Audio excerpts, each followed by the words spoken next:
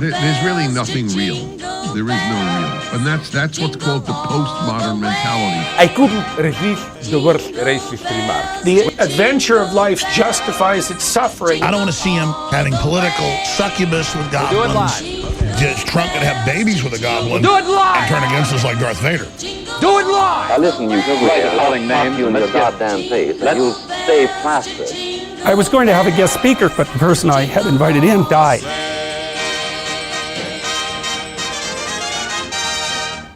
Some level of masochism. Hello, Sarah. Why the fuck did you make us watch this? I Googled and I just did some searching around for right-wing Christmas movie or anti-woke Christmas movie. And it seems like apparently this one people are talking about online because some big YouTuber made a video about it. We didn't watch that video, so I don't know. Don't comment if we stole his bits or not, because I don't even know who it is. But yeah, I found this movie and I was like, hey, Sarah, let's watch this and then talk about it. It promises to be really bad. Yeah, so that's the experience from your point of view. From my point of view, you messaged me. You were like, hey, watch this. And you linked a trailer. And I didn't watch the trailer. I figured you didn't watch the trailer. I kind of knew that if you'd watch the trailer, you'd be like, no. I just trusted you. I'm such a fool, Helen. I told you it would be bad. Okay, let me go back into the record here. I said, okay, well, my messages aren't loading, so I can't correct the record, but I did tell you that it would be bad. No, you did. You absolutely did. The experience was like wading through molasses, though. This was fucking brutal. It's what? It's an hour, 700 years long, roughly? Exactly. Sometimes I find these movies and I'm like, oh, this will be funny. And then they have this just expansion effect. So I would say the longest movie I've ever watched was technically only 70 minutes long. And it was called Trump versus the Illuminati. And it was this shoddily animated, future sci-fi, some Chinese clone of Donald Trump, who sort of variously throughout the movie is and isn't Trump, right? So variously, there's one line where he goes, I don't make deals. That was the other guy.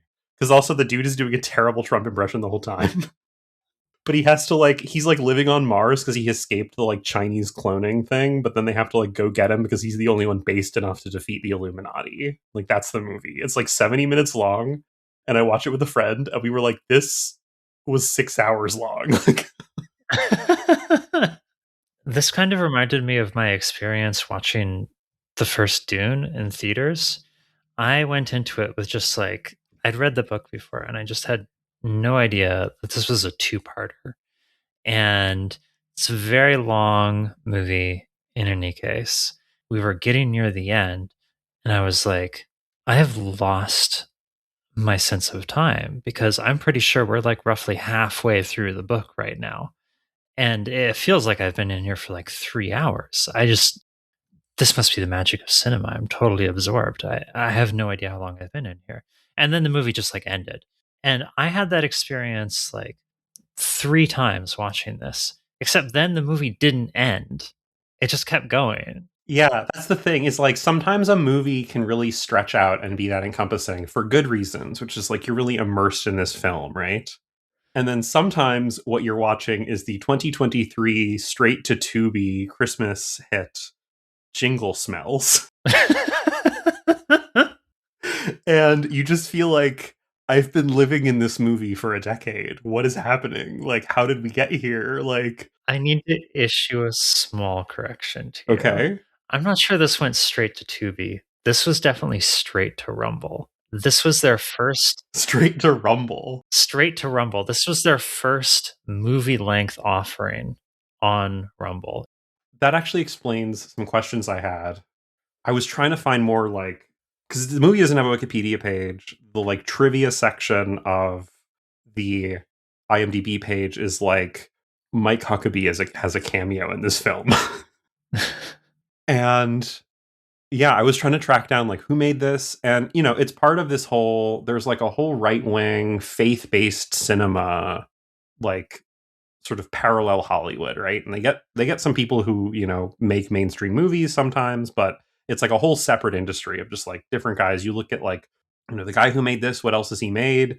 He's made like a movie about the life of the Apostle Paul, like a bunch of other movies about just like having faith, right? And so this is like a whole separate sphere of cinema, but it's trying to mask itself as like, oh, this is a family Christmas movie, right? And then you watch it and you're instilled with, correct thought of like evangelical values or whatever, right? This is basically the idea of this, right? But I know very little about the whole industry of how this is produced, who funds these sorts of things. I mean, I know who funded this movie, executive producer Sean Hannity. Maybe we should save some of that discussion for after we've like recapped the movie. Yeah, so let's get into it. So Jingle Smells. So the movie opens. Okay, so I already set up because I knew, beat one. This is like a Sean Hannity passion project. Like he didn't direct jump it. Scares you in the first seconds of this movie. He didn't direct it. He didn't write it, but he's executive producer, and it's very clear that he was really involved in it because the first thing you hear is Sean Hannity explaining that Mason Stone, so made up fictional Hollywood actor, action hero, Mason Stone, is being quote unquote officially canceled by Hollywood. That's the thing you can be. Officially canceled. There's a cancel board and it certifies your cancellation. Exactly. And like, so right from minute one, you've got Sean Hannity jump scare, like right at the beginning. And you've got, we're living in this right-wing fever dream, right? We're living in the world that the right wing, that these people think we live in or are constantly trying to say we live in, where cancel culture is this like official thing that exists, right? That's right. It's like a demon that's hunting everyone at all times. This movie is too airless to portray it in any such literal way. That would be far more entertaining, but it's always hovering around the edges. Yeah, so there's constantly, and actually to the extent that it gets personified, we'll talk about it, but it gets personified in like exactly the way you would imagine. Okay, but before we get more into the politics of this movie, we meet the main character, who is this like the most generic white dude you can imagine, right? Like I'm struggling to even picture him now. It's unbelievable. You take a butter knife and you dip it into a jar of mayonnaise and the blob that comes out on the end, that's this guy. Exactly. And his name is Nick. And you might think, oh, Nick, do you mean like Saint Nick? Is this some kind of Christmas theme? And somebody will refer to him as Saint Nick by the end of the movie. So he's sort of our everyman hero who will eventually take up the mantle of Christmas cheer, right? But when we meet him, he's at his lowest point. He's in prison. He's playing ukulele in prison. Yeah, not sure how that works, but there it is. He's there in jail and playing ukulele, hanging out, and you're like, oh no, like he's, this is going to be this guy's journey through jail. But good news, his dad's the chief of police. He could just let him out. So his dad shows up, explains to the officer in charge, oh, he's not a real perp, and just lets his son out.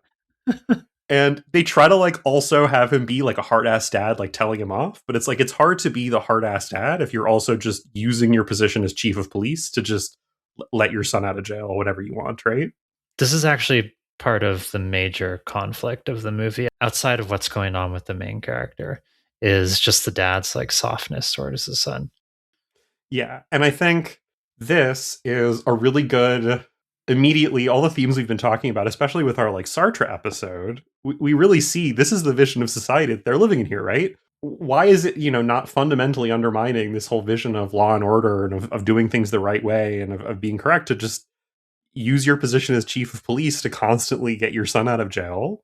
Well, because he's one of the good ones, right? This is the group of, this is the in group. This is the group of people who they are part of the dominant correct culture. And so we don't really need to worry about, enforcing laws. I don't know. I was like, oh, this is crazy because it's 2 minutes into this movie. We've already introduced cancel culture is real. Hollywood officially cancels people.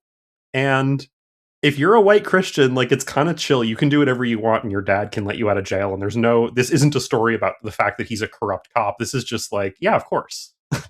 Yeah, it's just a mild moral failing on the part of the son. That's really all that's going on there. And okay, and so then the dad is like, oh, but your real punishment is I got you a job. You have to work as a sanitation worker, right? You have to work picking up garbage. And the son, who is wearing just kind of a generic slacker outfit of some kind is like, oh no, job, which really played into my initial perception that he was going to be some sort of like pussy liberal.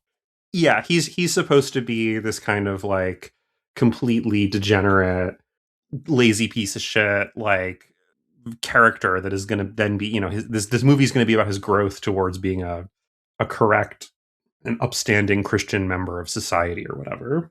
But yeah, it's really funny that it's, garbage man, like as if these jobs aren't really sought after, right? I'm not going to say that it's totally a glamorous thing to be a garbage man, but these are not easy jobs to get. These are. I think we're going to have a lot to say about how this movie regards the role and status of the garbage man. Yeah. So, but it's totally used up here as like, oh, shitty job that because of your past moral failings and becoming a lazy piece of shit, now you have to work your way up and start with this job that like obviously everyone hates, and that's your punishment, right? Your punishment is that you have to get this job which pays pretty okay.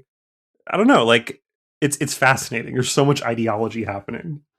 Okay. So they set this up, and then we're going to get more into the other plot of the movie, the cancellation, right? Or the other strand that's been starting. We pan to the news. Did you recognize who this anchor was?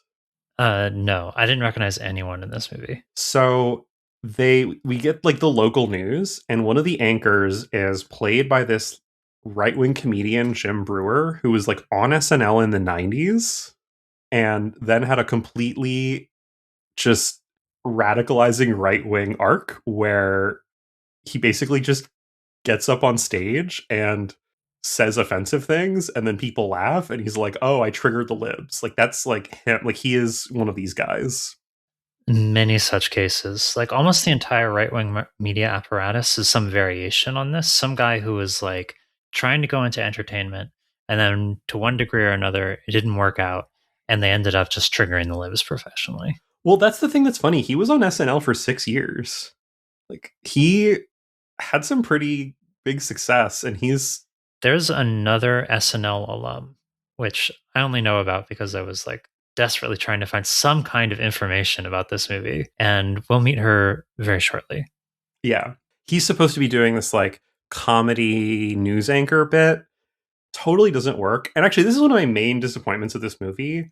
I was hoping to be triggered, right? Like, we're libs. Like one of our favorite things, I mean, maybe I don't want to speak for you, but one of my favorite things to do as a lib is to like go and be triggered by media, right? And this movie completely failed to trigger me, right? There was just not. Yeah, I was hoping to be lying on the floor, pounding my fists on the ground, tears of rage in my eyes. Yeah, like, oh, he can't keep getting away with it. But they really didn't get away with anything. Yeah. But it just didn't happen. The whole thing is really limp. Yeah, so the news anchor keeps making these jokes, but they don't quite make sense, right? So he's like, oh, Mason Stone, he's caught between a stone and a hard place, which like isn't funny. No. They explain that he's canceled, and why is he canceled? Why is he canceled, Sarah? Well, it's the fantasy of every right-winger, which is that all the people being canceled are being canceled because they just love America so much, and they say it. It's that expression of their pure hearts that's really the target of the evil forces in society. Yeah, so they play a clip of him saying, God bless America and support the troops. And that's what he's being canceled for. Not even holding a gun, he's holding a crossbow. Or he's holding a bow and arrow. And they're like, he's being canceled for holding a loaded weapon and saying nationalist rhetoric or whatever. Yeah, needless to say, if you find out why someone is actually quote unquote canceled on the right, like half the time they're faking it for clout, Barry Weiss style.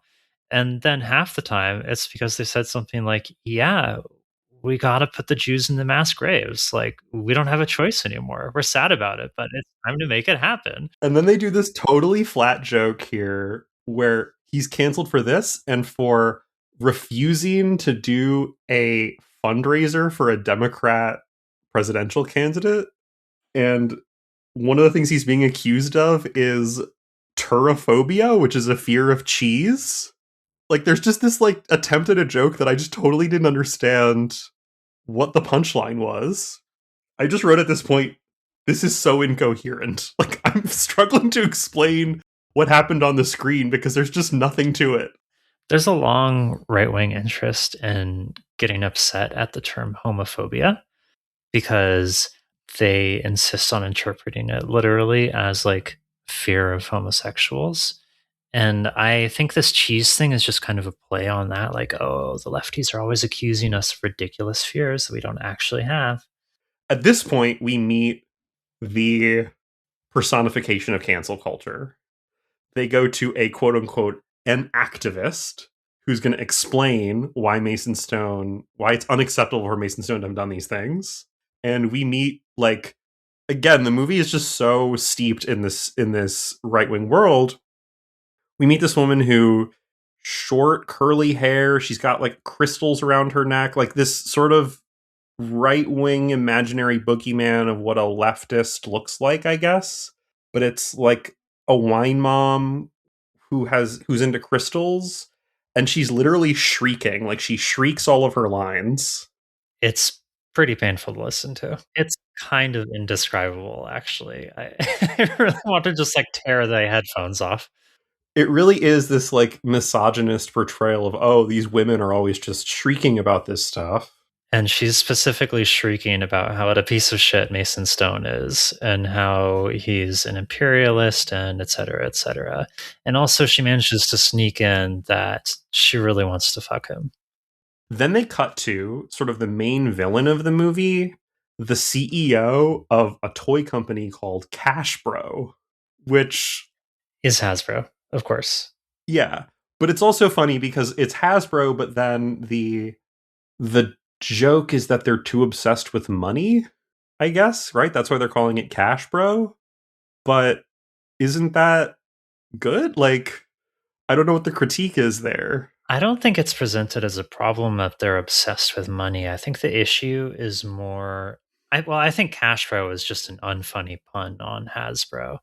And the concept is that they're fascinated by money, but they're not actually good at evaluating what will make them money, which is pandering to the spirit of the true American. Instead, they're constantly kowtowing to the woke mob. Right. They're pandering to the wrong group. That's right. And he's explaining that Mason Stone doesn't align with their corporate values anymore.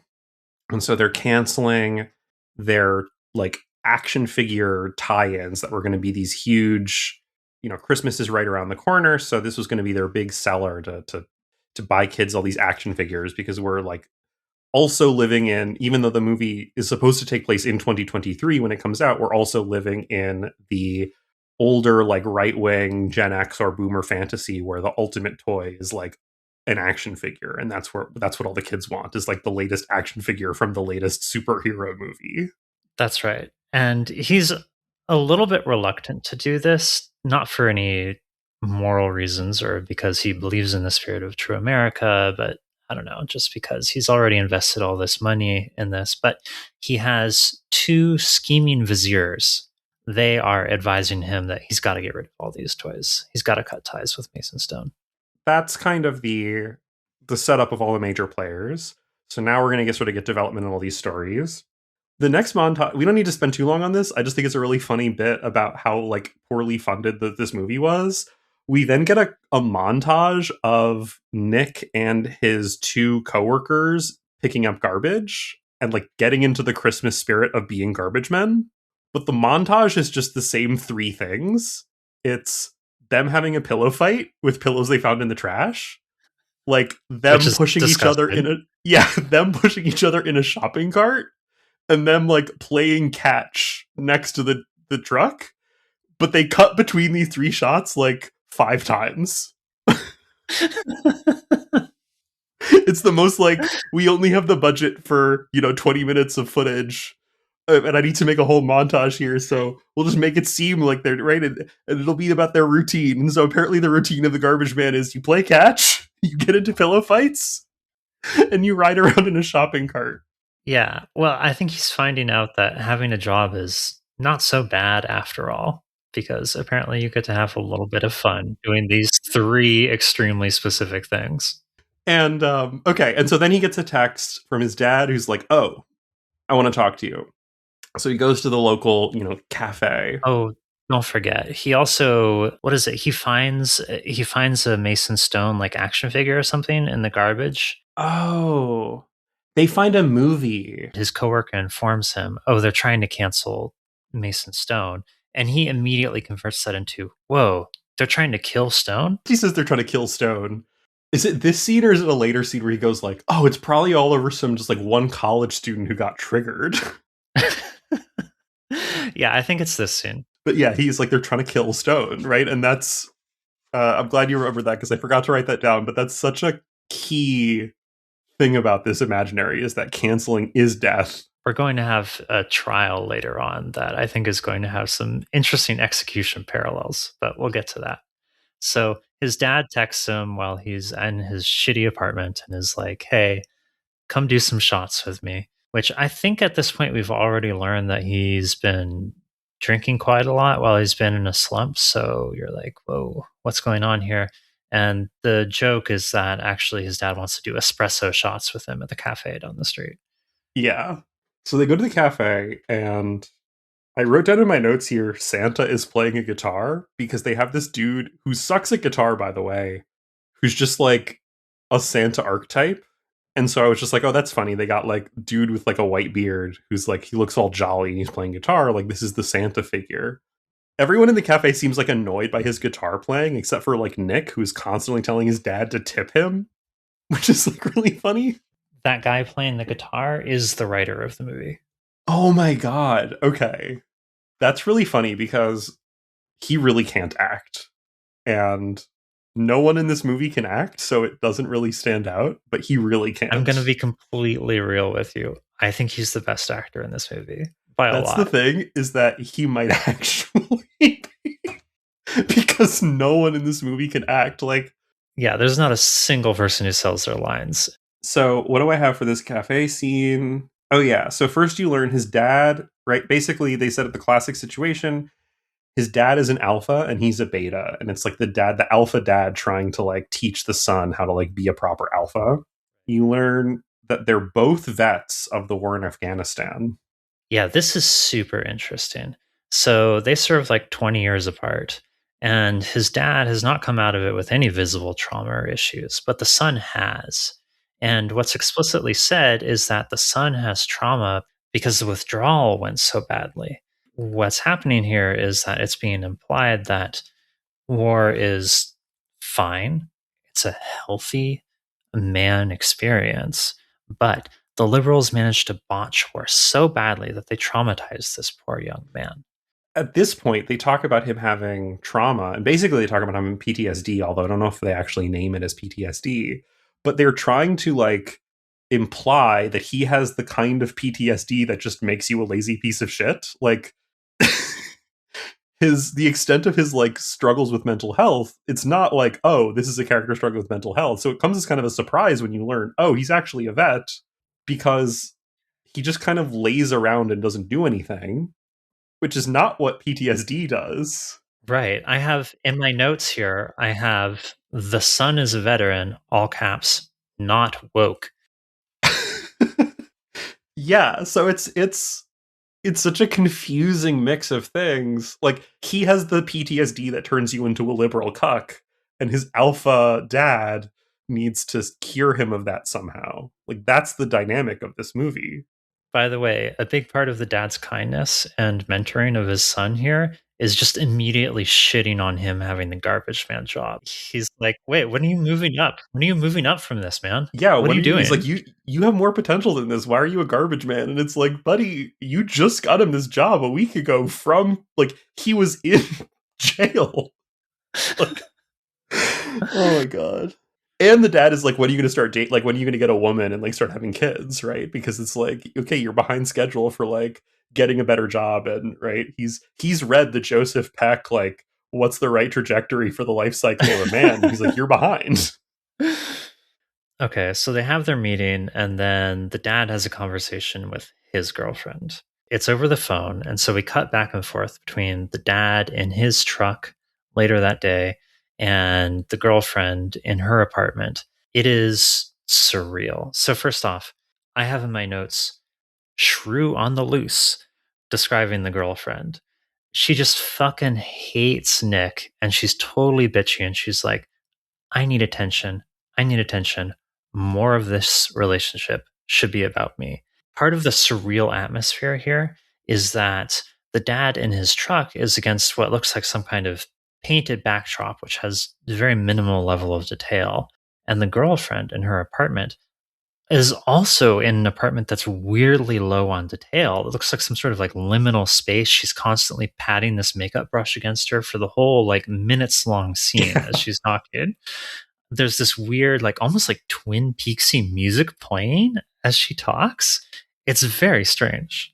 This is the kind of detail that made me say, like later I was telling Sarah about this, I was like, this movie feels like having a bad time on ketamine. Like watching this movie, I felt like I was having a bad time on ketamine because everyone is acting weird, but they're all just not, right? They all seem to have just found out how to move their bodies and how to talk to each other, but like they're very new to it. And so it's just like, what is happening? And then the funny part is the most filled out apartment. So around this time, we also get to see Nick's apartment because, now Nick is like lying at home and he's just like loafing about. And his apartment is like astoundingly dirty. And the thing is that it's like, if he were to clean it, it'd be a nice apartment. It's like a relatively nice, like, living space. Presumably he's got like a separate like living room, kitchen, bedroom. Like it's a good sized apartment. And the thing that's wrong with it is just there's like shit everywhere. Like it's so dirty, and not in the way of like, oh, the apartment's kind of messy. Like there's dirt all over the walls. Well, I think everything that's wrong with his life has to be his fault on some level. Okay. His living situation sucks. It's because he's not picking up after himself. He doesn't have a job. It's because he doesn't want one. He has PTSD. It's because, I don't know, he needs to gird up his balls a little bit. Yeah, he's woke and soy. Yeah. So he's watching this like old classic Christmas movie. And so I actually made a little list here because I noticed this was the second time. So throughout this movie, we're constantly getting like the last shot of a made up classic like 40s or 50s Christmas movie. And the first one is called Suing Santa, right? We get like the scene of Santa in court being sued. And then later there's a scene where like someone is like, Santa, you made it home. And it's like Santa says like, I told you I would come home. And then they like the voice is like, and that was Santa come home. And I think it's making fun of this era of like black and white 40s and 50s like low budget Christmas slop movies. But I don't really know what grounds this movie has to make fun of those, because this is even worse. And the funny thing is I made a little table in my notes. I was like, okay, I'm going to go back here and fill this out with the other titles. Those are the only two. I can't help but think that they just really thought that these one-off little bits would be like hilarious, and that they wanted to sprinkle them because there's no real thematic resonance. It doesn't do anything in the movie. Okay, so Nick and his interminable coworker get hired to pick up some goods from a warehouse and dispose of them.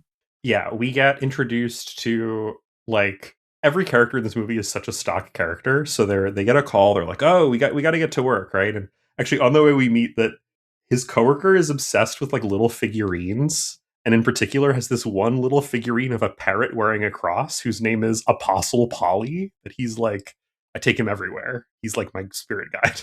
But yeah, they go to this warehouse and they get given this job by the stock, like he's a no nonsense black guy. Like that's who he is. Like, yeah, I have in my notes wildly unfunny black guy doing black guy shtick. Yeah, exactly. And he basically explains, you have a really top secret sensitive job. I don't even know who the client is. You got to get rid of all of these in a week. Okay, bye. And he just like leaves them alone with this warehouse full of stuff after explaining to them how important it is that like this be disposed of properly. And so, of course, they talk themselves into opening some of the boxes.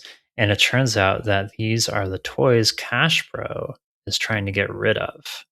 Actually, the way they talk themselves into it is one of my favorite lines in the movie. His coworker says, my sanitation senses are tingling. That could have been good if someone else had delivered it in a different movie with a different setup. Yeah, I actually think this actor was on drugs the entire time. I can buy that. Every line delivery, he like looks at the dude and he like has to like, you can see the effort he's making to just make his face look normal. And he just goes, my sanitation senses are tingling. Oh my god, it's such an incoherent movie. And they're like, oh, it's these action figures. And then my second, this was a great scene. Like, it's like action figures, like, and the guy's like, these are valuable, right? His coworker's like, these could be valuable. We could, we could probably get money for these. And Nick is like, what are you talking about? And the guy goes, don't you ever listen to a podcast? Where do you get your news? That actually kind of is a good line. Yeah, a huge like podcast representation there. Okay, so he's like, oh, okay. I know a guy who could assess these. He's a toy collector YouTube influencer named Pop Frog. He could tell you how much these are worth. But also we shouldn't do it because that's stealing. Okay, time to take lunch break. And like leaves. There's this whole discussion about the ethics of taking action figures from the trash that gets repeated several times through the movie. And I could not for the life of me see how I was supposed to have any sympathy for the position that you should just like not take these action figures. They're anticipating like their audience caring about the corporate bottom line, right? Like they're anticipating an audience that thinks that like corporate profits are actually important. Well, we have to remember that these are people who are fully ready to pour contempt on homeless people for getting food out of dumpsters. Yeah, and like that's part of it, right? Is like these kinds of questions of like who does own stuff in the trash, like is something they actually care about, right? And so I think, right wingers do actually think it's a form of stealing to take stuff from dumpsters. So now they actually have to address that, but it's like the movie wants you to conclude at the end that it's okay to steal from the trash here because they were being like woke and doing cancel culture, which is against the spirit of Christmas. I mean, it's very like it gets back to a very Sartrean position, right? The real laws are like the nice Christian ones and the spirit of Christmas, and the spirit of Christmas supersedes like what the actual material legal situation in the country is. Yeah, and they're going to walk us forward from recognizing that committing this little sin of taking things from the trash, which of course we don't view as a sin at all, but in the right wing imaginary is a sin, that's going to lead into actually stealing goods from the warehouse later. Spoiler. And that is also going to be excused on the grounds that it's allegiance to the true imaginary law of the state that like floats in their conception. Right. So, okay, so then we meet a really, really cursed scene where we meet a child. He meets a child who's being bullied. And I would say so far, we've seen like deranged right wing content. We've seen like misogynist portrayal of like the shrieking activist. But I would say for me, this is one of the big odium moments where I think if he had managed to deliver this line better, it would have triggered me. But I actually had to go back and listen to it again because I didn't hear him the first time because he doesn't deliver the line. So this kid tells him, like, oh, my bike chain is broken because these girls are always teasing me and throwing rocks at me. And the guy said, but he totally throws away this line. He says, they're throwing rocks? What is this, the West Bank? And I just was like, what? Because he also mumbles it. So it's like they wrote this joke. They're clearly proud of it because it's like a horrible joke. And then he just like, he throws it away. And that's so much of this movie. Like it would be so much more offensive than it is if like the acting and editing had been competent, but really it just all kind of gets lost in this mess. Nobody commits to their lines in this movie. They don't they don't just like go for it, except in one instance, which is extremely funny that we'll get to later. There's this really great moment where the kid is like, oh, I don't know if I should tell you like about the bullying. And he's like, oh, you can tell me. I'm a garbage man. This kid looks to him for advice, solace, help repairing the bicycle, and he gives this kid fucking nothing. He does not help the kid at all in this first meeting. At the end, he's like, okay, well, you know what? Let's get your bike home. And he picks up the bike and he starts carrying it home. The fucking chain is broken. You can just wheel it. Yeah. Okay.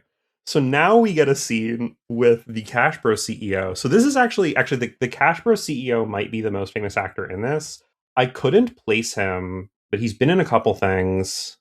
He apparently has hundreds of credits. He'll just appear in any movie. He's got a small role in The Dark Knight, apparently.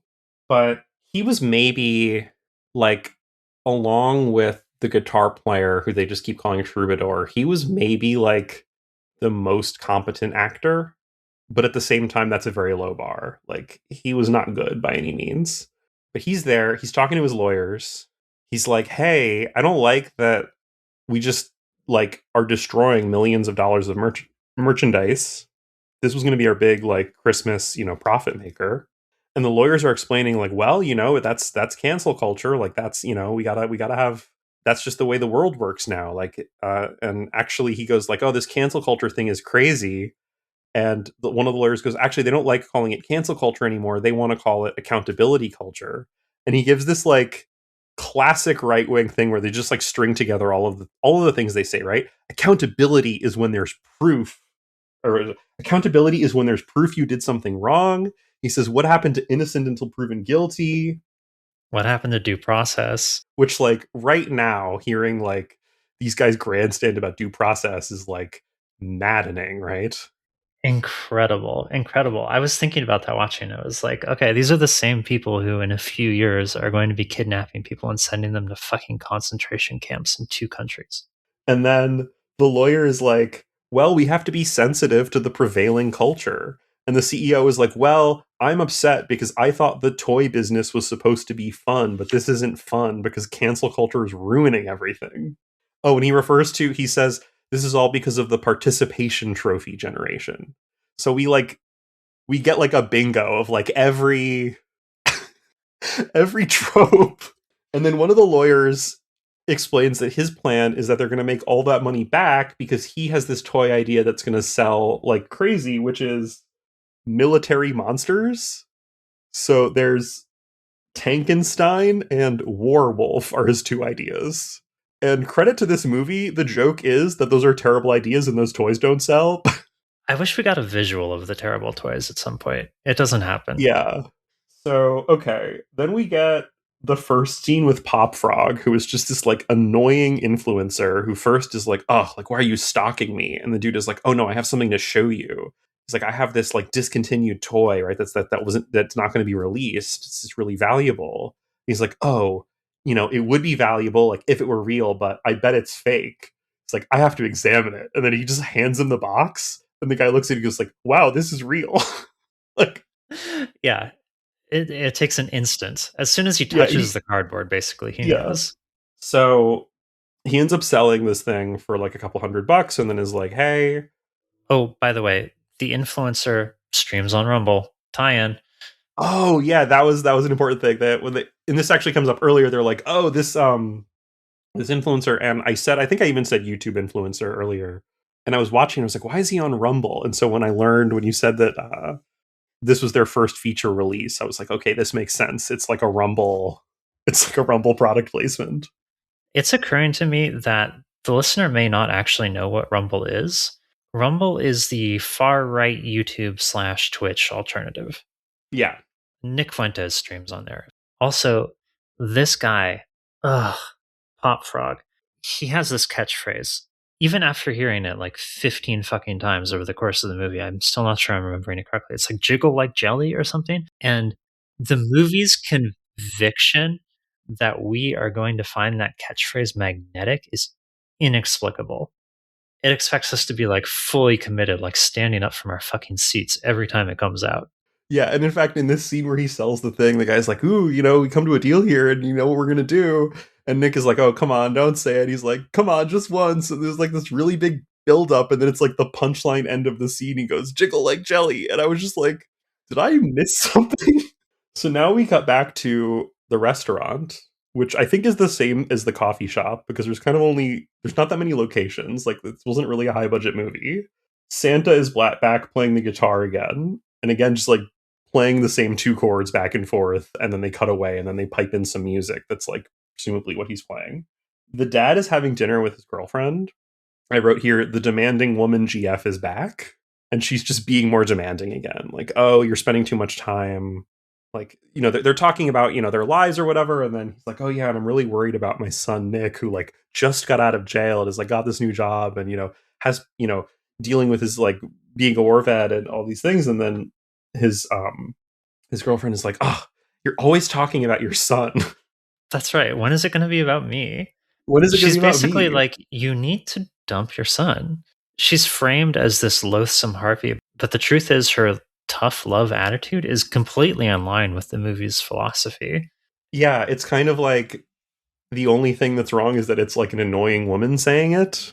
Yeah, later on she's going to be framed as heroic in the story, but like nothing's going to change. She's going to be exactly the same.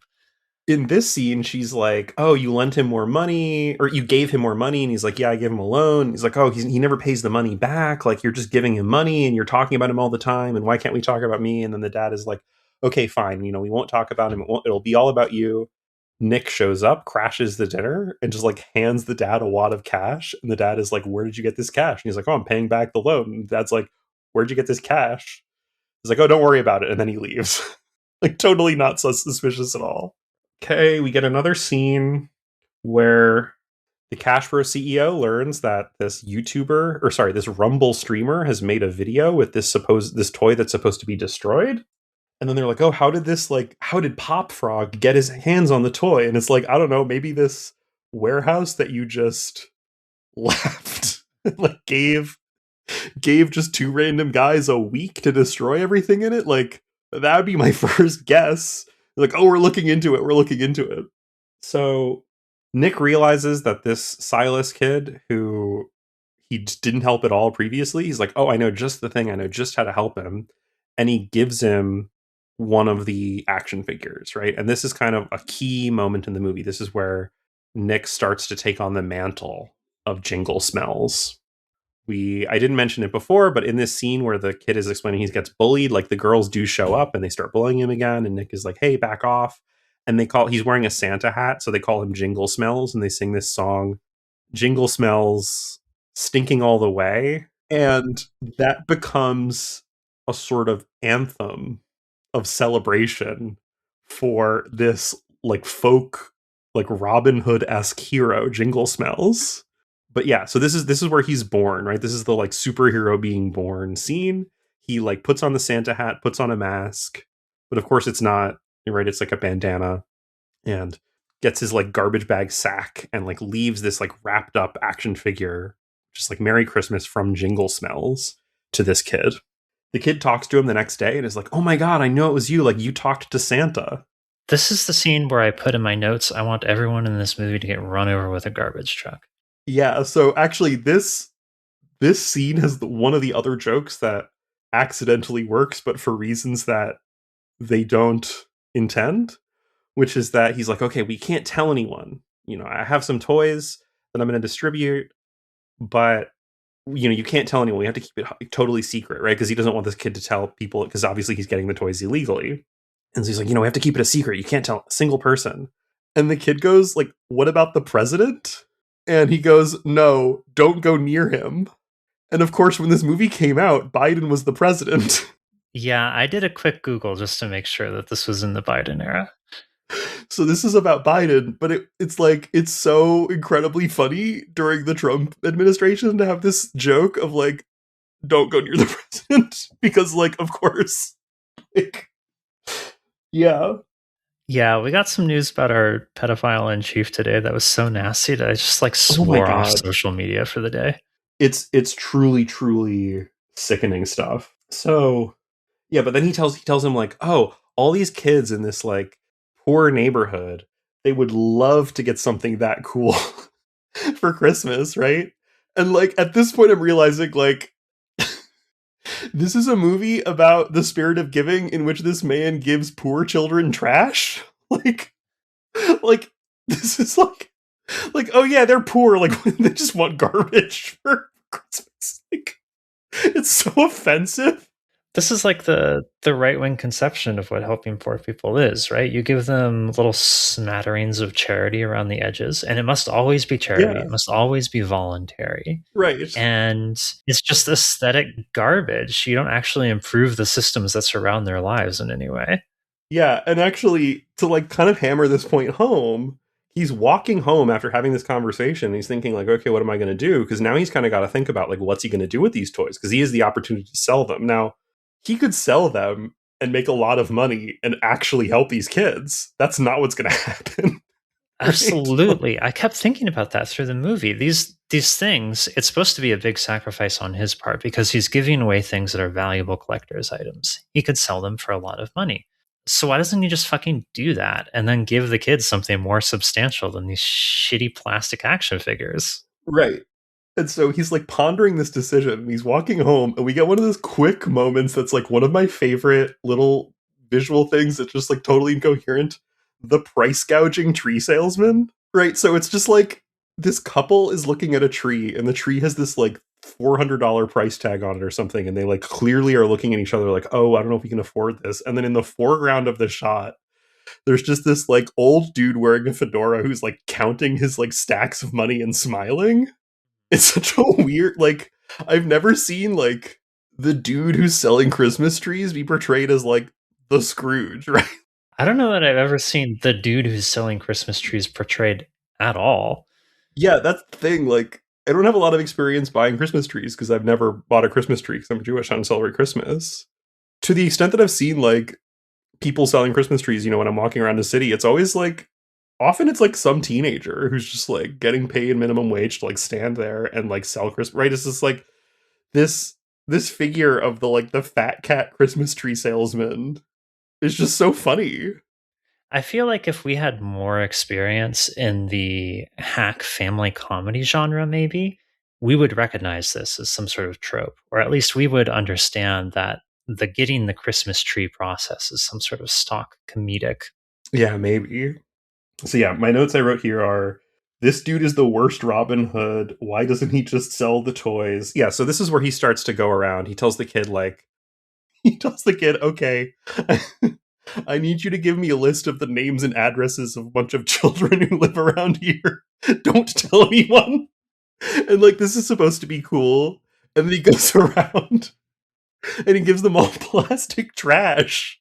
Like, because the thing kids really want is like an action figure for a movie that's not being released. And then we get another news segment. So it's time for our favorite, right-wing comedian to come back. He explains, Jingle Smell. Like, there's this guy who went around giving presents. There's just like clips of like kids like unwrapping their presents and being just like fully ecstatic at these action figures because of course they're so poor that they've never held something this cool before in their little poor hands. It's such a like pathetic portrayal. And they're all looking at the camera. They're like, thank you, Jingle Smells. And then one of the parents says, it's a Jingle Smells miracle. The unfunny lib woman returns. She invades the TV studio, just works herself up into a frenzy, and by the end, she is just screaming. And that's the joke. Yeah. And we're not talking about like stage screaming or something. She's just actually screaming, which is so painful to hear. Yeah. Okay, so we go back to the cafe. You go back to the cafe. The dad is like, where are you getting all this money? I know that you're not getting this money from your like unpaid, your badly paid garbage worker job. And Nick is like, no, don't worry about it. And then he gets a phone call and it's Pop Frog. And the whole purpose of this scene is that the dad overhears Nick saying like, no, I said I can get you more. Like, that's not my whole stash. Like, I know I can get you more. Just hold on a few days. And the dad is like, oh, my son is selling drugs. And so he's like, I will arrest you. And, I will have to bust you at some point if you're doing stuff that's illegal. And Nick is like, no, don't worry. So then they go back to the warehouse. Finally, Cash Bro has realized, like, oh, the source of the toys is the warehouse where all the toys are, and they've locked it. Great little line here from the warehouse manager doing the unfunny black guy shtick. He says, gentlemen, if I may bestow that title upon you. This scene has some just very unfunny jokes. And so then they leave, and Nick just comes and breaks in later. And so he just keeps distributing toys, right? He's got the list of like where all these kids live and like their names and addresses. Starts delivering more toys. Oh, I actually think, okay, this is when then we go back to the news because they get Mason Stone on the news.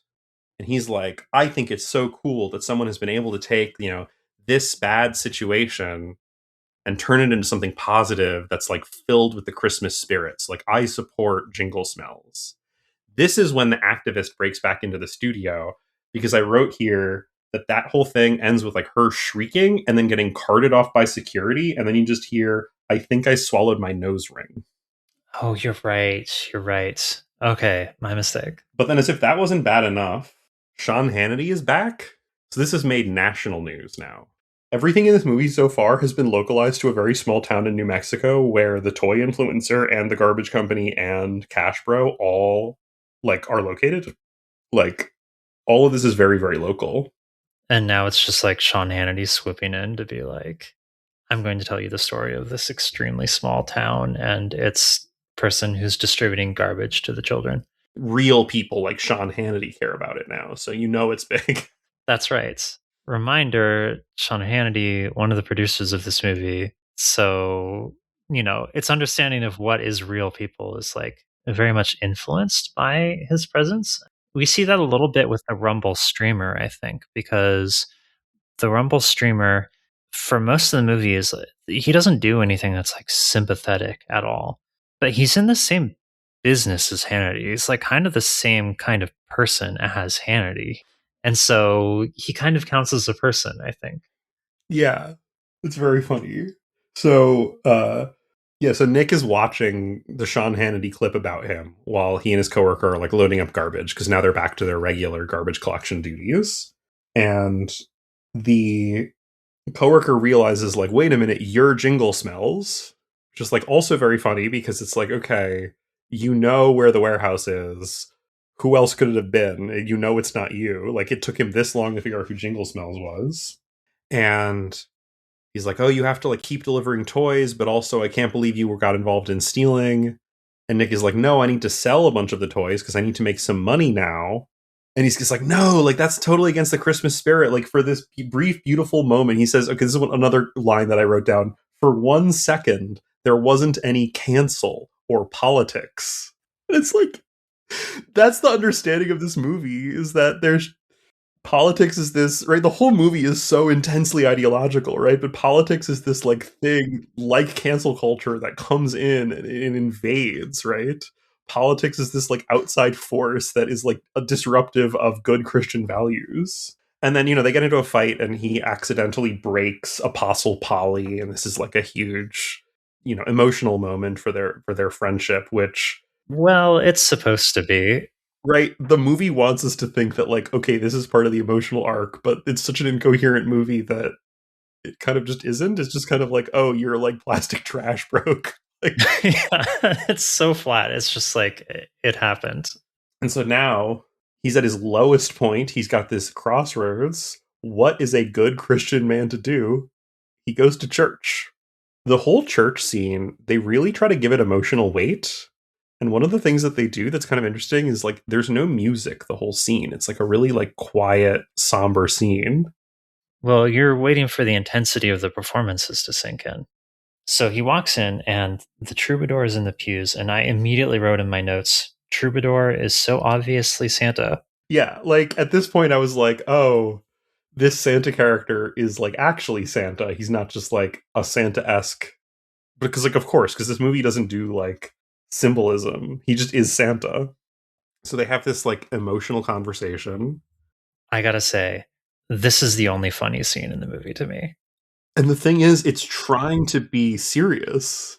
Absolutely. This is the one scene where somebody really tries to commit to their lines. It's the lead actor.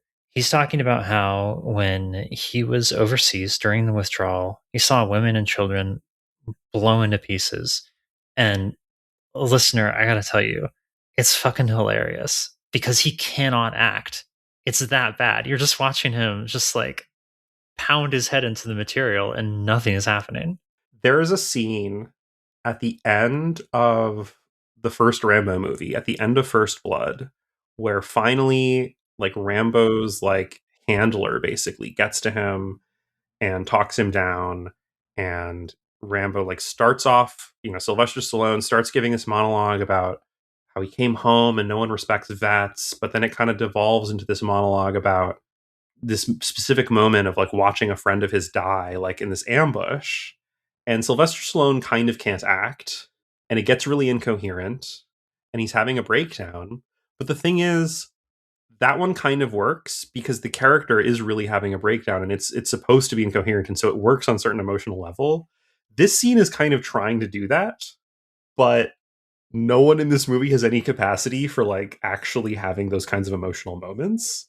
And so it ends up just being so off-putting and bizarre and flat because he's just like saying random words at random volumes. Like he'll just like start talking loud and then quiet. And it's like an attempt to do this like emotional thing, but it's just like it's just random. Like he's just saying things randomly. Off-putting.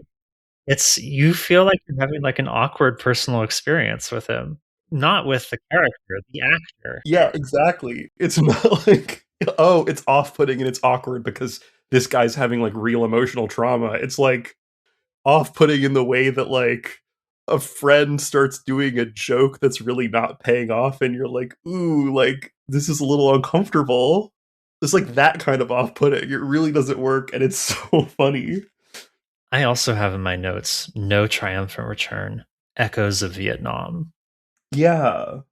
Yeah, I mean, it's really trying to do. I mean, that's why I was also thinking about Rambo, is because this is such a part of the imagination of like the because Vietnam is another war where like for a while, and especially at the time, the kind of right wing story was like they didn't let us win. Right in the second Rambo movie, he actually says like, "Do we get to win this time?" And that's what they're trying to say about like Biden's withdrawal from Afghanistan. Right? Is like Exactly. Yes. yeah, so then this guy is Santa, and like literally Santa. And actually, this whole scene, there's a scene, like at some point he goes like, "Oh, Santa is a symbol for giving," which is like a really funny line to say when you are literally Santa. And can we just talk about like how wild it is that there's a Santa in this movie? So like when all the poor kids are like, "Oh, we haven't been visited by Santa and ever." Yeah, it's like, what are you doing, man? Like, this is the specific guy whose fault that is. The big conflict that he's having is there's a specific hospital where there are sick kids who are like need to be visited by Santa, and like the Santa's not going to be able to visit, and so Jingle Smells has to go and visit them so that he can like give them the plastic trash that they're all like so desperate for because they're like poor sick kids. Yeah, but then it turns out there's like an actual real fantasy Santa who could just like fly with magic to the hospital. And then he's like, oh, the important thing is giving, because really the thing you're giving is faith. That was insane. The purpose of charity in this movie, it makes it completely explicit. The purpose of charity is that it makes children Christian. Right. And in particular, like, it doesn't matter if it's a movie, toy, tie-in. Like, it's funny because, right, one of the critiques I think we make of this conservative obsession with charity as the solution is that it's not empowered to fix structural problems, that it's not going to be able to fix things at the scale that they need to be fixed. And it leads to all these other, it's not actually going to solve widespread hunger or, any of these other ways people are deprived. But, the Christian answer to this is, well, that's not the point of it. The point of the charity is to create faith. But that's sort of an equally incoherent thing, because in the same way that it's like magical that, oh, individuals giving a charity would somehow fix these societal problems, it's equally magical that like me randomly giving a poor child a plastic action figure is going to like turn him into a Christian. Like, it just doesn't make any sense. Mm-hmm. Then Santa's elves show up. Yeah, but Santa's elves are like child laborers. They are. They're just like actual children in vaguely elfish costumes. And for reasons I can't really articulate, these children have unbelievably malevolent vibes. Like, I found them incredibly creepy. It's because they just got like, the kids are also like really bad actors, but in the way that like they just got some kids. Like I assume these are just like the producer's kids or whatever, because at this point, right, he's like, oh, my helpers have showed up, or like my little helpers. And he's like, go wait in the car. And the kids are like, one of the kids is like, oh, of course, like Santa gets all the credit, but we're the ones who do all the work, right? Like, these are child laborers, first of all. And then second of all, right? This one boy is like, "Oh, Santa, we're waiting for you. I mean, Grandpa." But like, he doesn't sell the misdirect, so it's very clearly just like a kid reading a line off a cue card, and it's just like it's so weird. Like, the vibe is so strange. They don't seem to be looking in the correct direction at any point in time. Yeah, I guess adults just have this instinctive understanding of like where to look according to the needs of the scene. I didn't even know that that was the case, but like these kids don't have it. yeah. No, the kids are like they just plopped some kids down and they were like, "Say these words in this order." Like that's why the vibe is so weird. Okay. So he's been like rejuvenated by the spirit of Christmas, and he's been convinced like I don't need money, right? I need to bring back Jingle Smells, right? I need to like deliver toys to these kids. He gets the garbage bag full of toys that he has left, and he like breaks into the hospital, but they just show him like running around the hospital and like belly crawling on the floor for no reason. Like there's no one else in the hospital. It's supposed to be comical. Yeah. It goes on for so It's this long. like I mean, we say that maybe it only goes on for 30 seconds because everything in this movie feels like it lasts for 25 minutes at least, right? Like, he's just like, there's just this long shot of him belly crawling down a hallway in a hospital, and I was like, wow, how did we get here? Like, what? Oh my Yeah, god. the movie is objectively not that long. Subjectively, he presses himself against every single surface in the fucking building. Yeah. Okay. Okay. So his cop dad finds him, and he's like about to enter the specific room with the sick children in it. And the dad is like, "Oh, you're doing something illegal. Like there's like an arrest warrant out for you. Like all the cops are looking for you." He's like, "And what's worse is you gave me a bunch of money, so you made me an accessory." And the guy goes, "Well, you know what they say, Dad? Some accessories are required." Which, like, that's not what they say. Like, No. what? That's not a saying? There's a No, couple that's not a other, thing. like, as we get to the end, there's one more, you know what they say, that I also was just like, no, they don't say that. I don't think they say that. Okay, so his dad swallows his copness and lets him into the room with the sick children. And he distributes the toys, and the kids all sing the like, they're all like, oh my god, it's Jingle Smells. And then they sing the like Jingle Smells anthem that has become his like folk song anthem. They're totally enchanted with their pieces of shit and the guy who distributed them. And he leaves the room, and there's a bunch more cops there. And so he gets arrested. Yeah, and he's like, oh, I know you cops can't go in there and take the toys from the sick children because it would look bad for the toy company. It's fascinating to me how explicitly this movie understands police as just like tools of capital. Yeah. Like, yeah, like why can't they go about their law enforcement duties? Well, because it would make the company look bad. Why do they give a fuck about what would make the company look bad? Well, I don't know. It's just accepted. It's unexamined that they're really just agents of the company. And the delusion, of course, isn't that the cops would enforce the law. The part that's wrong is that the toy company would care about a bunch of poor sick children having toys taken from them by cops, right? like it's so funny. So okay, but then the cops, I mean, even more to this point, right? The dad is like, well, I'll call the lawyer and I'll get you out of jail again, right? Not that the dad needed a lawyer last time, but Right. The arresting cop says, take your time. He's not going to the jail right away. cryptic. It kind of sounds like they're going to, take him out back and shoot him in the back of the head. But what they do instead is they take him to the warehouse at the behest of the Cash Bro CEO. So, like, even more just like, yeah, cops are the servants of whatever the biggest CEO is, right?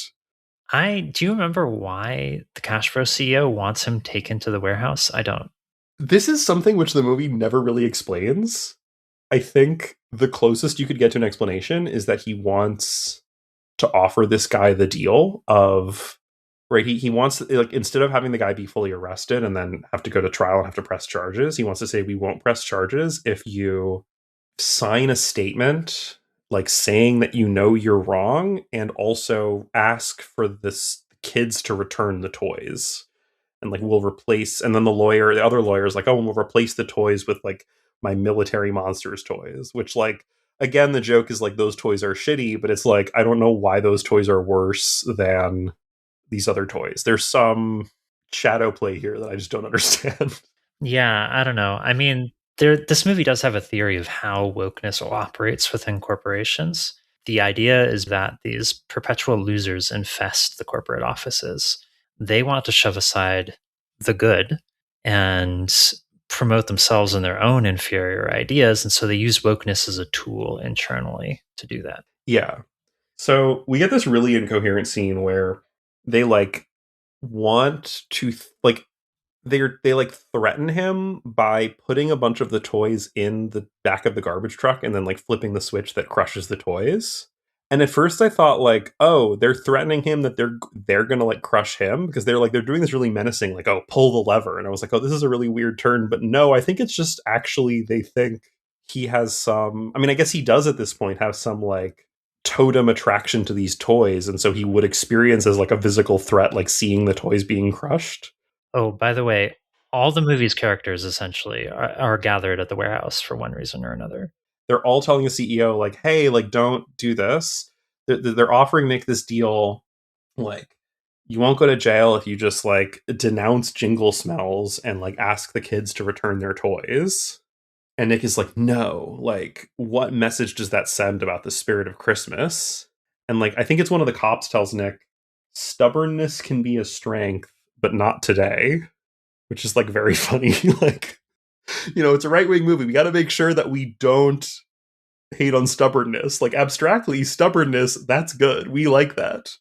Everybody's telling the CEO, oh no, like, you know, we support Jingle Smells. Like, a bunch of the kids are there. And then the CEO is like, oh, take him away. And then all of a sudden the cop is like, well, what if we don't want to? Right? Like suddenly the cop has a heart of gold. I really thought that the vizier, who was standing suspiciously close to the garbage truck the whole time, was going to end up getting crushed. Oh, yeah. I definitely thought that was going to happen. But Mason Stone shows up and he gives this whole monologue about like, you know, I was canceled, whatever. And he's telling this to the CEO of the toy company. What really hurts is that you turned your back on me. That's right. And Mason Stone makes a point of saying that Hollywood is not important. And that's something he learned through this whole cancellation. Yeah, right. What I learned is that Hollywood doesn't matter, but you turned your back on me. But there's no implication before this that like they were friends, right? Like it's entirely a business relationship. The CEO goes, you know what? You're right. He says, I made an error. I listened to my lawyer. The CEO kind of gets consecutively bullied by everyone in this scene, like as if they all have personal relationships with him, really. And then the Mason Stone line is like the final one that cements his willingness to turn on his vizier. And then they're like, oh, you know what? Let's arrest the lawyer instead. And then the lawyer's like, on what grounds? And the cops are like, we'll just make up a charge. Because like, Could have been really funny in the leftist movie, honestly. the charge is just like being woke and soy, right? Like, Yeah. it's like the cops are finally like, The charge is being a cock. yeah, exactly. So then everyone has a party in the warehouse for some reason. I guess they like ran out of location budgets and they were like, okay, we have to do one more scene. I guess we're all in the warehouse. Let's just have a party. The sound mixing is bad at basically every point in this movie, but for some reason when it cuts to this scene, suddenly all the actors sound like they're eating the mic. It is so loud. It is really weird. Yeah, because they're like, I think they're recording live music inside this warehouse. And so then they're like, okay, we need to like get everyone's lines. They're like, who got the band? There's like a live band.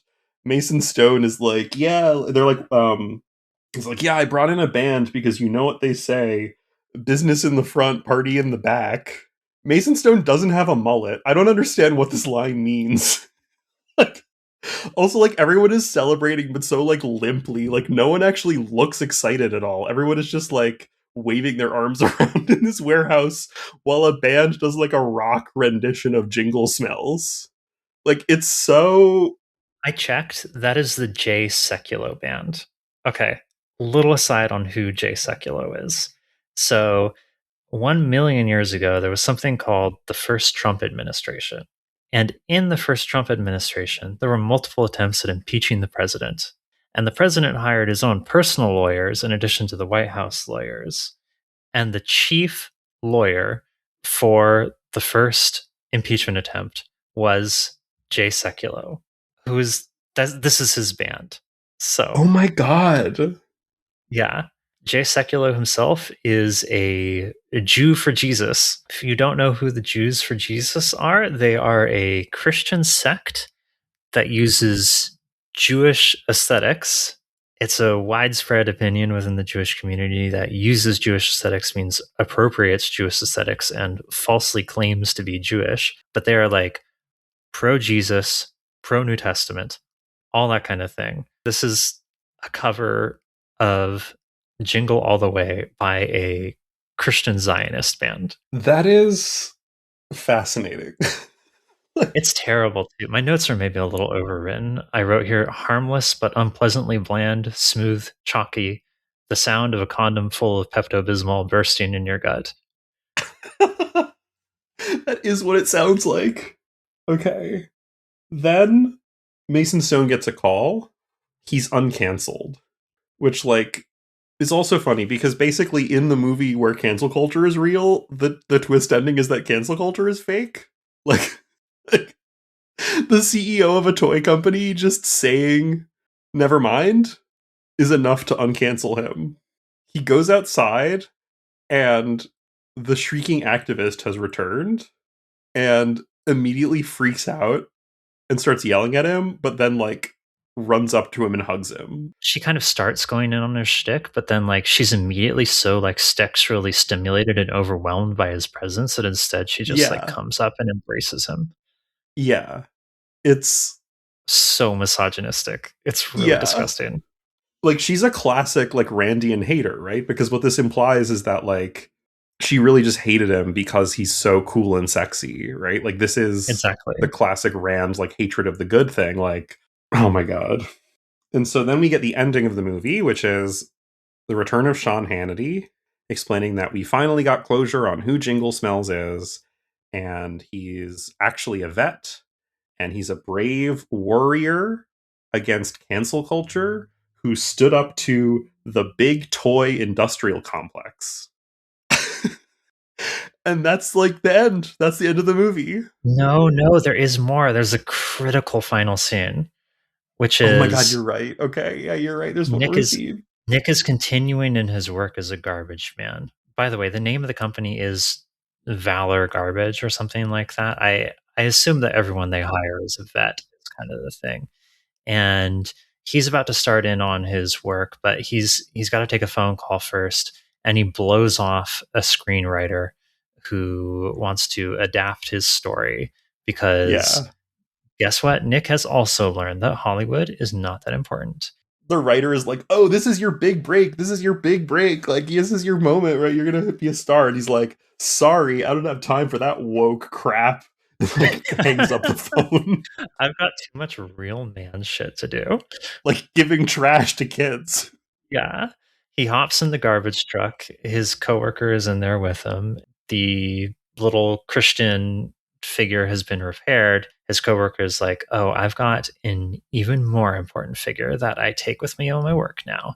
And he puts into the cup holder Mason Stone as Jingle Smells. It's a new action figure. Right. Because actually the thing that I didn't say is that the new Mason Stone movie is the Jingle Smells movie. Like the end of Jingle Smells is that the company is that they make Jingle Smells into a movie. Which raises the question of like what the fuck the screenwriter was talking about. But right? Put that aside. Yeah. It's like it's so weird. But it is the Jingle Smells movie. We get like a little trailer of that. So Mason Stone is going to play Jingle Smells. So then they have the Mason Stone Jingle Smells action figure, and that's kind of the last thing, and then the movie ends. Oh my God. I'm fascinated by, I think this is by far the most interesting part of the movie, is this last scene, because he explicitly says like, oh, I've got something even more important than the Christ figure in my life. And then he puts that fucking Jingle Smells action figure up right there next to the symbol of the cross and drives off. Yeah, I mean, I think there's a couple things in this theme, right? Like, so I said at the beginning, like, oh, he's Nick and he's like Saint Nick, like he's a Santa figure. And this is one of the things that is sort of unclear to me, or, has always been unclear to me about this like Christian imaginary, which is like, who is Santa, right? Like, how is Santa, right? Like, Christmas is about the birth of Jesus, okay. What is Santa? And it's like clear, right? It's like there's this like it's a syncretic thing from these pagan traditions and these other, right? It doesn't really figure into like the story of Jesus or whatever. Well, the movie kinds of melds those figures because Nick Right. is pretty clearly Santa, but he's also a bit Jesus. We see that in the final scene, but I think we also see that in the trial because I don't know. I was looking at that scene and I was thinking, oh, the CEO here is like Pontius Pilate. This is the crowd being asked to choose between Jesus and Barabbas, but like this time they get it right. They choose the Jesus figure. I think this time you might be a little more charitable than this movie really deserves. I don't know if I'm not saying this is intentional. okay. But there's also the part in the church scene. There is a part where they're talking exactly about, right. This is where a lot of this question of like, is it okay to steal from the garbage kind of gets hashed out. And Santa explains like, well, yeah, it depends. Like, what are you stealing for? Like, are you stealing to like give it to kids because like that makes it okay? And like, even if you were selling it, like, and actually Santa explicitly says like, if you were stealing it and then making money off of it, but then you were using that money to help the kids, like that would also be okay. And so a character in the movie does actually point out like, hey, you could make a lot of money with these and then also still help the kids, but in a much more substantial way than giving them action figures. But that's kind of let put aside. But there is this moment of like, oh, it's illegal, but like, who else did stuff that, or who else was accused of doing stuff that was illegal? Jesus. It's just like, and so there is this explicit comparison of Jingle Smells and Jesus in this movie. I need to dump a little more Jay Sekulow lore on you. Okay. So Jay Sekulow is the chief counsel for something called the American Center for Law and Justice. He has been since 1991. They were producers on this movie. Exactly. This whole movie is an American Center for Law and Justice project. Almost all the people involved in the production are like scions of this legal group. For example, guess who the director is? Oh my God. Yeah, it's literally Sekulow's son, Logan Sekulow. That's, oh my God. What? Guess what Logan Sekulow's religious affiliation is? Is he a Jew for Jesus? Okay, check out the tweet I just sent you. This is incredible. Like, yeah, he's a Jew for Jesus. Yeah, describe what you're looking at.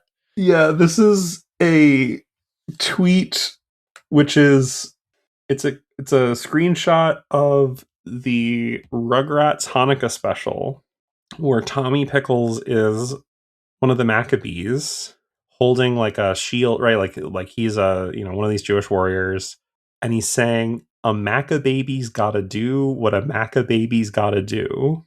And then the caption that Logan has given is, "Are you watching or are you blinded by hate? Happy Hanukkah, shine bright in the darkest of nights." Okay, again, Jews for Jesus, not Jewish.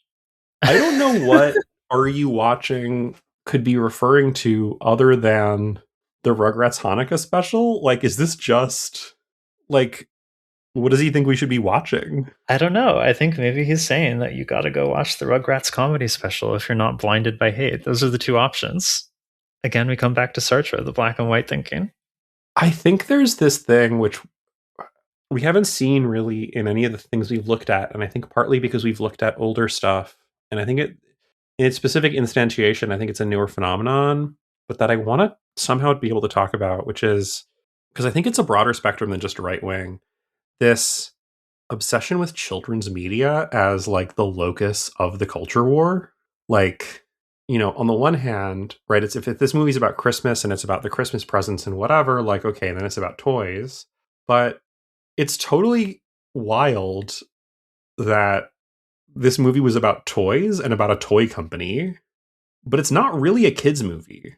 It's a movie you can, in principle, watch while your children are in the room. Right. And so I can't think of many other movies. Like, it's weird for a movie that's for adults to be about toys and a toy company on some level, but maybe not, because maybe actually this is where the culture war is fought, is like children's media.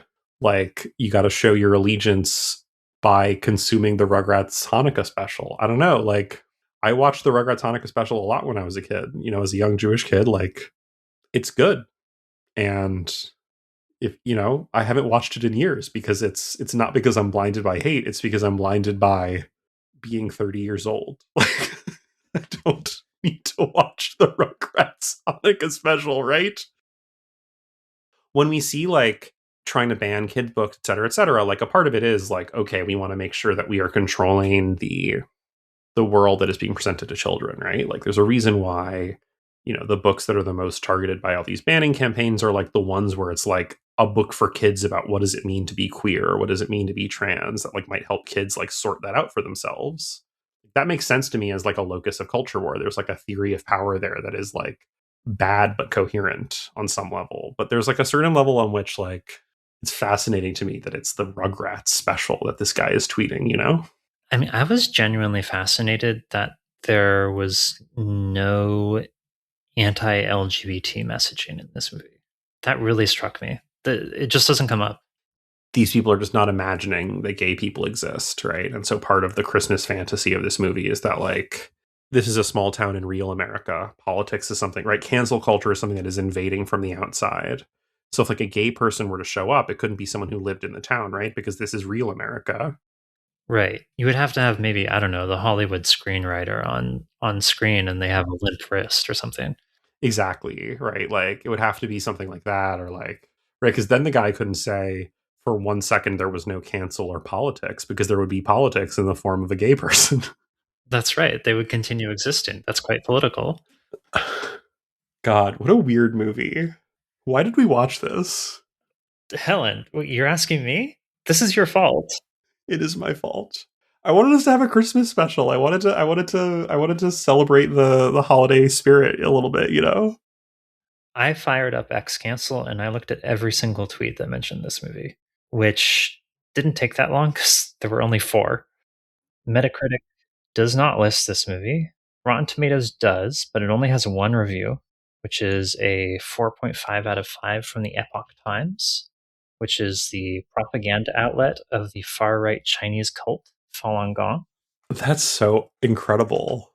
They basically recapped the movie and they were like, yeah, this is good. This is witty. Like,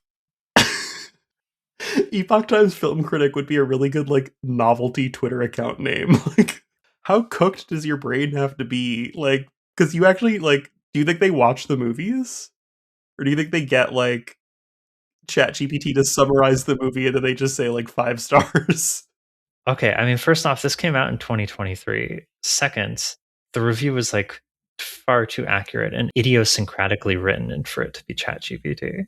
I desperately want to meet the like Epoch Times film critic. And shoot him an email. I bet I bet they have some time to talk. Yeah, do you think he'd come on the pod? We can try. Maybe for our next movie. I did find some other reviews that weren't listed on Rotten Tomatoes, like The Guardian reviewed this, but on the whole, it just kind of landed with a thud, for sure. I checked Letterboxd, and it basically seems like everyone on Letterboxd who's reviewed it is reviewing it because they saw.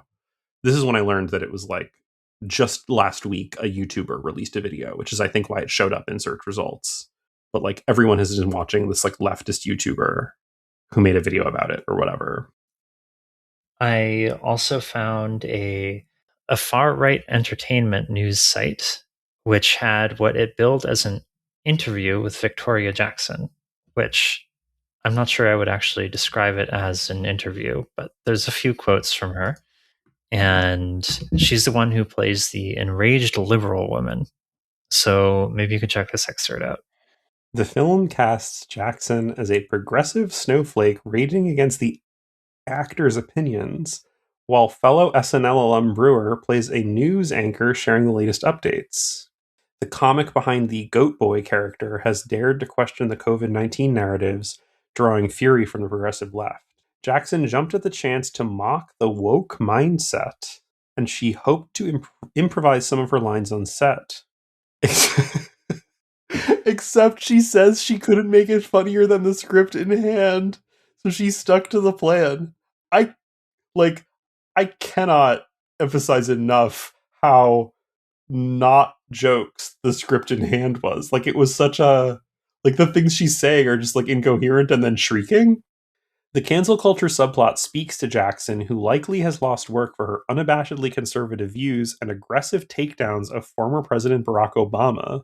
She hopes that what Elon Musk dubbed the woke mind virus is abating. I think things are starting to thaw, and the pendulum swings back and forth, she says, before striking a more serious note. I also, oh my god, I also believe in the second law of thermodynamics. The world is in a state of entropy. I do expect things to always be getting worse. Oh my god, these people's brains are so cooked. Like, what is happening? Yeah, it's like a fried egg in there. That actually reminds me of another thing we kind of brushed over in the church scene where he meets real Santa. Because we were so hung up on the fact that it's like there's an actual Santa, and that totally like completely reorients the entire movie, because you have to like recontextualize everything that's happened with the fact that there is a real Santa who like can just magically travel around the world, and yet he hangs out in this like small town in New Mexico playing guitar in a cafe like the whole time. During this like incoherent attempt at emotion from Nick, where he's like, oh, he's explaining that he has like huge survivor's guilt because he's watched some of his like fellow war buddies, and then also like women and children being blown up, and this whole thing is super traumatic. And then you come home and you like, how are you supposed to, move on and do something and not just constantly be thinking about these horrors you've witnessed? Santa literally goes like, well, what are you gonna do? That's life. And it's like the same thing here. Like, yeah, it's the second law of thermodynamics. Like, it's like things always get worse. It's like, what? Like, it's such a nihilist view of the world, right? Like, what could be less like faith in Christian values than. Yeah, everything's just going to get shittier no matter what. It's a law of the universe. How is that the spirit of Christmas? That's not the spirit of Christmas. This movie sucked so bad. Yeah, I'm not a fan. Maybe we should all just go watch the Rugrats Hanukkah special. It's much better. It's pretty fun. Okay, that's our official recommendation for Christmas. In all honesty, I don't even know if I want to do FHE ratings. I'm just disgusted. I feel dirty having watched this. Yeah, this was really bad. Quinn and I started watching it together, but then she just fell asleep, and I was like, I can't wake her up to like make her watch Jingle Smells. Like, God, what a bad movie. Ugh. All right, no rating. This movie sucks. Yeah, It's piece of shit. I found it like illuminating to me, at least towards like what is the current state of like the war on Christmas, right? Like what does the conservative mind think is happening like in the war on Christmas, right? And so of course woke is a war on Christmas, and the war on Christmas is about woke. These things are really tied. And so it's kind of perfect. Like, that's why I was like, we have to watch this. Because when I found this movie, I was like, yeah, this is like Santa Jesus garbage man, like bravely takes a stand against woke cancel culture war on Christmas. It's just everything that's like been in the culture war, just like poured into this big soup of an incoherent movie. I think it won't be long before these movies are just AI generated, because this movie almost could be AI generated. Like, that's how badly made it is. And so I want to, just take a moment of like respect for the craft that at least real people made this. Yeah, these are the dying moments of the film industry, potentially. Yeah, like in the next version, right, in the Jingle Smells reboot in 2027, like Nick is going to have like an inconsistent number of fingers from shot to shot, and like, and so it's nice to appreciate, something handmade like this. I also found this movie illuminating in the sense that it really put a spotlight on what my life was. I was transcribing my notes at like 2:15 a.m. I was like, what the fuck is this? What am I up to? I shouldn't be watching Jingle Smells right now or working on a podcast episode about it. Thanks, Helen. That's what I got out of it. I'm sorry that I gave you like existential dread for Christmas. Oh my god. Well, I don't know why we made this, so Merry Christmas and Happy Holidays to our non-Christian listeners. Stay woke. Wait. Check out our Patreon. Patreon.com/Odium Symposium. You can subscribe and get episodes early and get a shout out on the podcast. And ideally, we would like it to make sense to do lots of bonus episodes in the future. And if we do more bonus episodes, they will hopefully be better than this one. We're not going to watch movies like this. I don't know why we did this. But yeah, check us out on Patreon. I'm putting all the blame on you, Helen. I should have watched the trailer. Oh my god, all of this could have been avoided. There's really nothing real. There is no real. And that's what's called the postmodern mentality. I couldn't resist the worst racist remark. The adventure of life justifies its suffering. I don't want to see him having political succubus with goblins. Do it live. Just Trump could have babies with a goblin Do it live. and turn against us like Darth Vader. Do it live. Now listen, you calling names you in your goddamn face, and you'll stay plastered. I was going to have a guest speaker, but the person I had invited in died.